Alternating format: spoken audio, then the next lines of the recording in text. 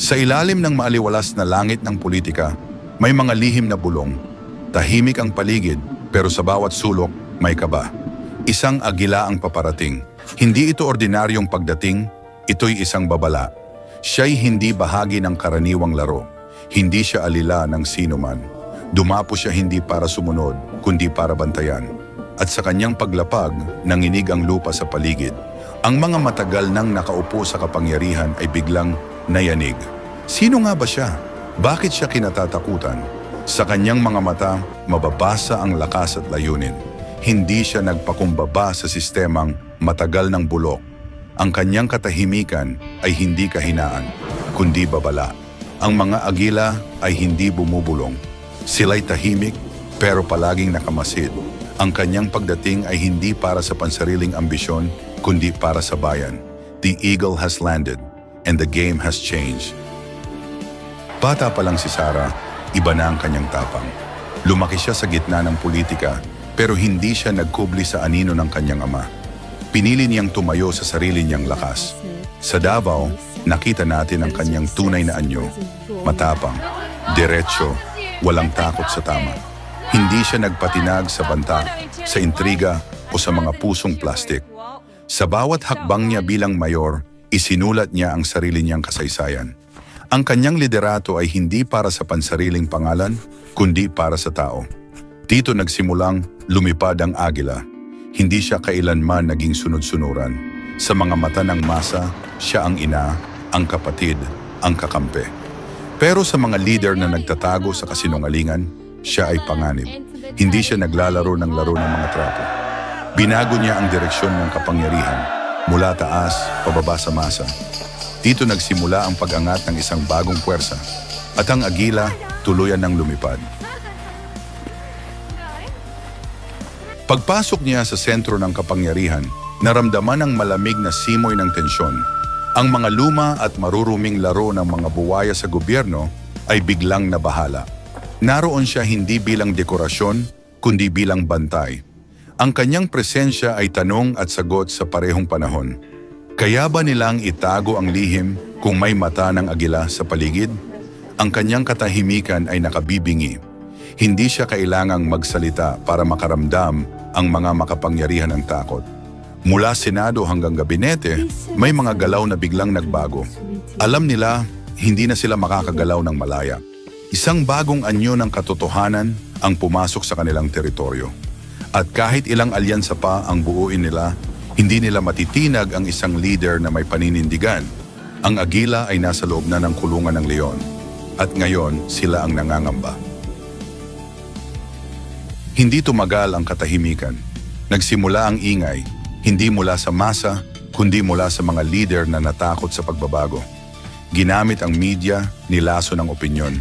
Mga kasinungalingang binuo, kwentong pinaikot, pilit na pinapabagsak ang agila gamit ang peking balita. Pero hindi siya natinag. Habang mas pinapabigat ang atake, lalo siyang tumitibay. Alam niya, ang digmaang ito ay hindi lang laban ng salita. Ito'y laban ng prinsipyo. At sa bawat pagsubok, lalo siyang pinapalakpakan ng mga tunay na Pilipino. Hindi lahat ay nadadala sa drama. Marami pa rin ang nakakakita ng katotohanan. Sa likod ng mga entablado at headline, isang tahimik na laban ang isinusulong. At sa labanang ito, ang agila ay hindi umaatras. Sa gitna ng kaguluhan, isang bagay ang naging malinaw, hindi nag-iisa ang agila. Sa bawat probinsya, lungsod at baryo, may tinig na bumabangon. Hindi sila politiko, hindi sila bayan. Sila'y mga mamamayan, pagod sa bulok na sistema, gutom sa tunay na liderato.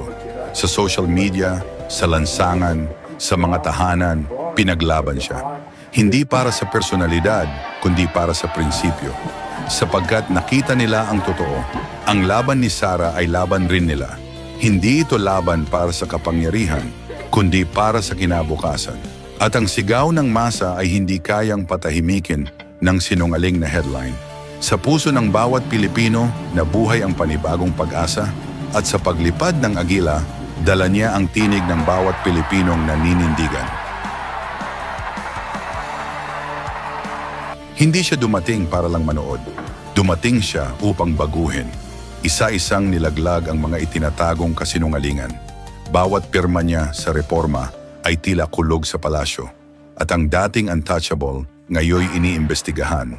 May mga bumitiw, may mga nagtatago, pero wala siyang takot. Ang kanyang tapang ay hindi sumisigaw, kalmado pero matalim. Sa bawat desisyon, dumidiin ang kanyang layunin, ayusin ang bulok na sistema, hindi para sa pansariling kapakanan, kundi para sa susunod na henerasyon. Hindi lahat natuwa, pero wala siyang pakialam sa mga posisyong hindi para sa bayan. Ang kanyang paninindigan ay lumampas sa politika. Isa siyang puwersa na hindi kayang ikahon ng intriga. Ang bastion ng katiwalian ay nagsimulang gumuho. At sa gitna ng pagbagsak, isang agila ang lumilipad sa taas ng dignidad.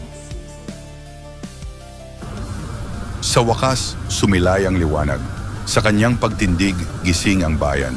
Hindi na ito ang bansang matagal ng ginising ng drama at kasinungalingan. Isa itong bayang muling bumangon, mas matalino, mas mapanuri, mas matatag. At sa unahan, naroon ang agila. Hindi siya Diyos, hindi siya perpekto. Pero siya ay simbolo ng bagong umaga. Ang kanyang tapang ay naging inspirasyon. Ang kanyang katahimikan ay naging gabay. At ang kanyang paninindigan naging haligi ng pag-asa. Ang mga dating magkakahiwalay ngayoy nagkakaisa, hindi dahil sa takot, kundi dahil sa tiwala. Sa kanyang paglipad, hindi siya nag-iisa. Dala niya ang bayan. At sa itaas, kung saan walang hangganan ang pananaw, isang tinig ang narinig sa bawat puso. Ang agilay hindi bumaba para maglaro. Dumapo siya para gisingin ang bayan. At ngayong gising na ang lahat, walang sino man ang makakabalik sa dating madilim. Ngayon, nasa atin ang susi ng pagbabago. Huwag tayong maging tahimik, maging mata ng agila sa ating komunidad. Ipaglaban ang totoo, ibahagi ang mensahe, gising na ang bayan, panatilihin nating gising. The eagle has landed, sure para sa bayan, sure gising na Pilipinas.